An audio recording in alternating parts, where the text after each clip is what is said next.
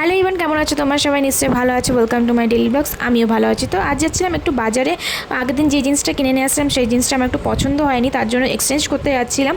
তো আমার হাজব্যান্ড বলছে আজকে হাটের দিনে তুমি এসেছো, তো ভিড় ছিল, তার জন্য এই কাকিমাটা বলেছিল তুমি তোমার মতো জিন্স বের করে পছন্দ করো কোন জিন্সটা নেবে। তো আমি ব্ল্যাক জিন্সটা পছন্দ করেছি। ব্ল্যাক জিন্সটা আমার খুবই পছন্দ হয়েছিল।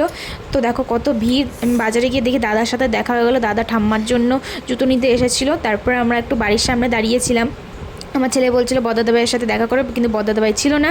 দিদুন ছিল, দিদুন, মামিমা ছিল, বম্মা ছিল, সবাই ছিল। তো গিয়েই ও ফ্রিজে গেছে যে খাবার কিনবো। এদিকে দেখো আমার দিদাও এসেছে। দিদা বলছে কবে আসবি। আর দেখো দেখতে দেখতে দেখি পুজোর প্যান্ডেলও শুরু হয়ে যাচ্ছে, লাইটিং সব কিছু। ঠিক আছে, এই দাদার মেয়ের জন্য জামা নিয়ে আসলাম। এই যে হচ্ছে সেই পুচকুসোনা, কত সুন্দর লাগছে দেখো জামাটা পরে। আর আমার ছেলেকে নিয়ে কোথাও যাওয়া যায় না, লোকের বাড়ি গিয়েও ফ্রিজ খুলছে দেখো।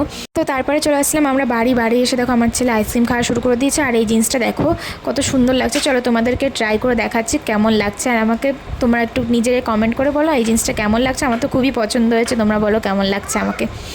আর দেখো প্রচুরই গরম পড়েছে, ঘেমে একাকার হয়ে গেছি আমি।